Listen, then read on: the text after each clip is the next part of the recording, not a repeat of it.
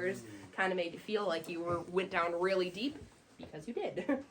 So, about 320 million years ago, so way before us, way before the dinosaurs even, this cave started to form.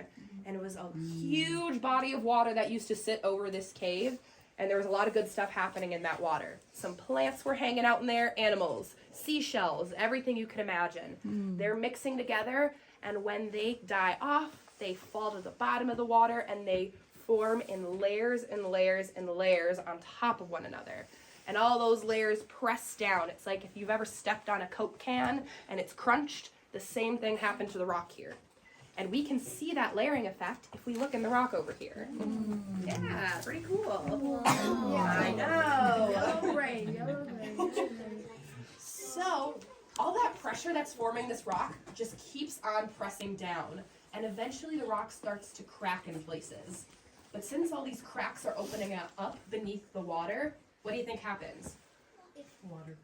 Water comes down, absolutely. So the water starts to trickle into all those little cracks, and it hardens.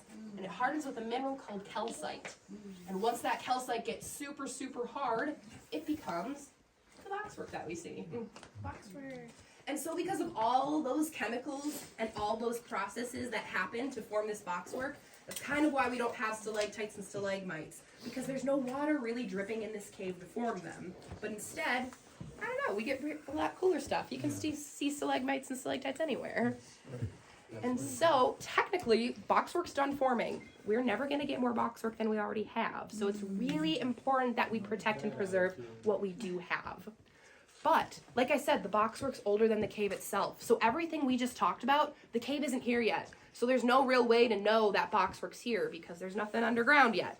It isn't until about 60 million years ago when the Black Hills were formed. All these mountains in this area pushed up through the rock and made all those tiny cracks blow out to be so wide and large that we get all these passages we walk down and we get the rooms. And all of that empty space now lets water get down in here and fill this place totally up. So I don't know about y'all, but if we were here during that time, you'd probably have to be swimming through this cave a little bit. You wouldn't be able to walk on these passageways.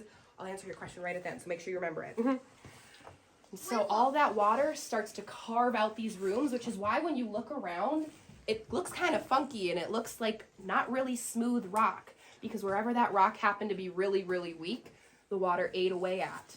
And then when all that rock goes away, this is limestone we're surrounded by. Pretty much everything you're looking at is limestone. When all that limestone goes away, all that boxwork gets to poke through and be exposed for us to see. But like I said, since boxwork is done forming, it's really special to this park. It's really unique. And unfortunately, some people did realize how special and unique it is, but didn't realize the consequences of their actions with that. And they broke some of it off. And so you can see this giant section right here. There's no boxwork. You can see where it used to be, but back in about 1890, people started to come down into this cave on tours, and that's when exploration really began in this cave, a little over 100 years ago. And the very first person to come down and do major exploration down here was a 16-year-old boy named Elvin McDonald. And Elvin, even though he did some really cool stuff for our cave, like finding the first 10 miles, he didn't really know better at the time. He was breaking off some of this boxwork, selling it on the surface, really trying to show off how cool the features are here. And he didn't realize that this wasn't going to grow back. And also, something else he did was leave signatures in this cave. We can see them a lot more right over here. So again, yeah, you see a lot of them. I know some of them you can read, some of them are a little more tough too.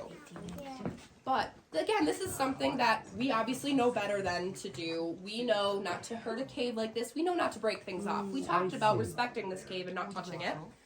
But we kind of also take the stance that if it had to have happened, we're going to learn from it.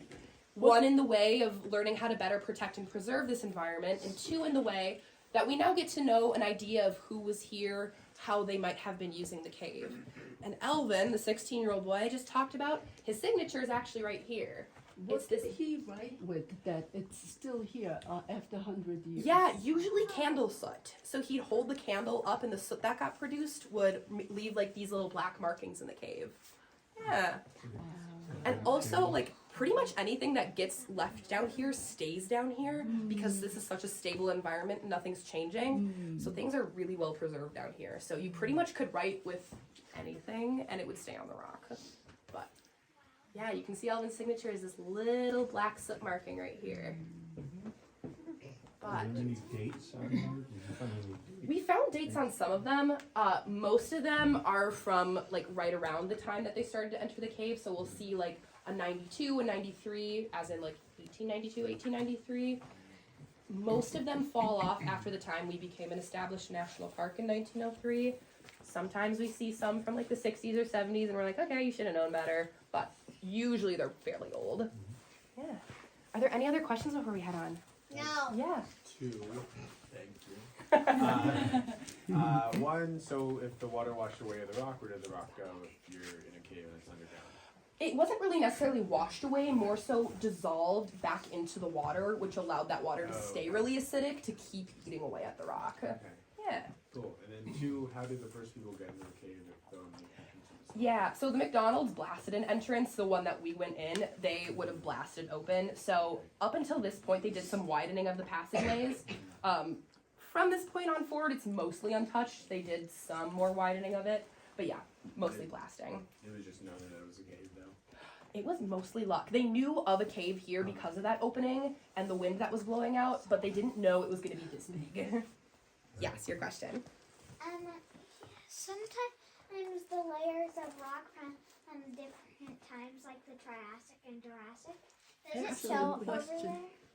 So they sometimes look like different colors because you can see with different time periods, maybe different minerals were deposited. So you can see some of the layers are more white, so that means there's probably more calcium in the rock. And so some of the layers are a little darker, which means there's iron in the rock. Sometimes we see manganese in the rock. So that would definitely indicate different time periods. You're absolutely right.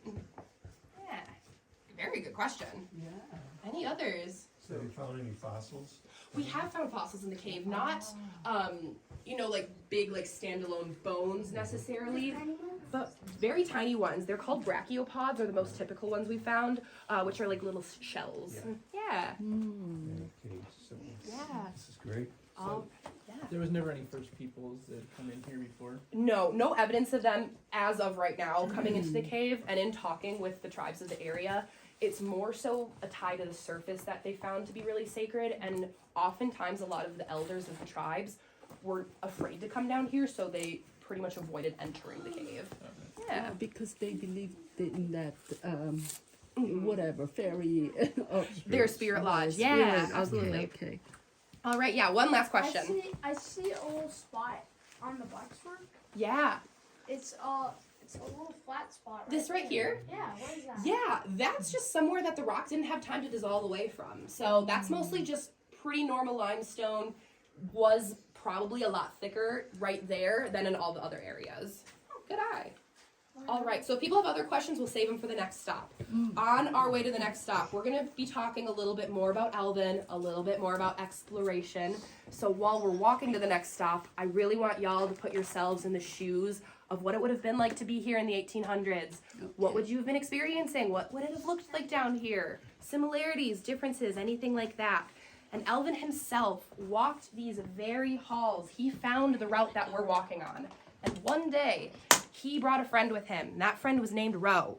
And they're chatting, walking away, and Alvin realizes Ro stopped responding. So he looks back, he doesn't see Rose behind him. They go back, he sees Ro is stuck. So they yank him out of there. They do widen that part of the passage. But that is why they call this next section Ro's Misery. Oh, no.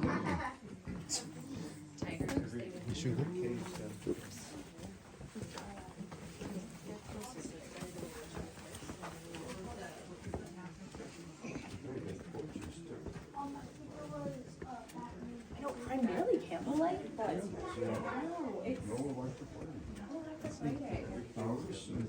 This cave is designed so that main power is lost, there's an emergency light. absolutely. We got backup generators galore now. Makes sense.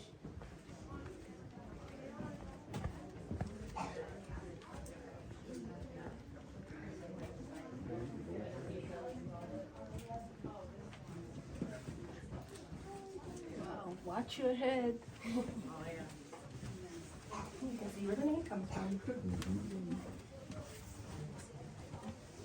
No, not watch your head, mind your head. Watch your head here. I know I had a group yesterday, they said, oh, heads up. And then they're like, I guess technically heads down. Heads up or putting your heads down. Right. I was like, I've actually never thought about that before. That's a good point. Usually when you say heads up, you really do mean heads down. Also, you got pretty wide shoulders, so it's also got a. Oh, wow. Right? I know there's a part where I kind of have to turn a little bit. I love the videos. They're getting I, you know, It's good thought. All right, who's there? I love the videos. You're getting in the truck windshield. That's awesome. And I'm not running on real long. And the temperature's consistent, right? It is, yeah, always 54 degrees. Wow. Yeah, you'll see around, like, right when we came in on the stairs, it sometimes fluctuates around there since that natural entrance is there. But it stays 54 in the majority of the cave. Right. This is a popular spot in the summer. Oh, seriously. There are days where I'm standing outside at that natural entrance and I'm like, I gotta speed up this part, I gotta get down there. so Right. it's really hot in this part of the country in the summer. It does, it's a dry heat, which I'm so thankful for. I can't stand humidity. Mm. So, but it gets pretty hot.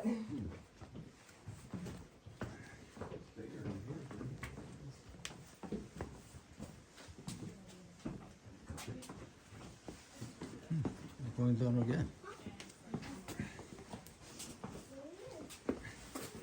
You've heard of Ouray Cavern. Yeah, I have. So that's not national, that's That's not private, is it state? I'm not sure. It's either state or private. Okay. But yeah, not a national park. The only caves that have the national park status are us, Mammoth, and Carlsbad. You and Mammoth and where? Carlsbad down in New Mexico. Oh, okay. So this is one of the national parks. Yeah. You know, I am trying to put that feather on my head, hat, to complete seeing all the national parks. Oh yeah. That's what I'm like too. You This is too? about number 25. He's trying. Oh, Number nice. 25? About that, I gotta count them all, but this is the first time this area is softly colored. Oh, nice. I'm sitting at around 20, 25 too. Oh, I think I'm about 18. Nice. I know. So next one will be like Badlands tomorrow. Oh, exciting. Yes, that's where we are going tonight, Oh, Badlands. right. And I'm excited. I've never. I'm okay. Good. Okay. You're the one who yelled at me. You slept the helmet. Now I'm excited at the end of my season. I've never been to any of the Colorado parks, so my boyfriend and I are doing a little road trip through there to hit all of those ones. Oh, okay, cool.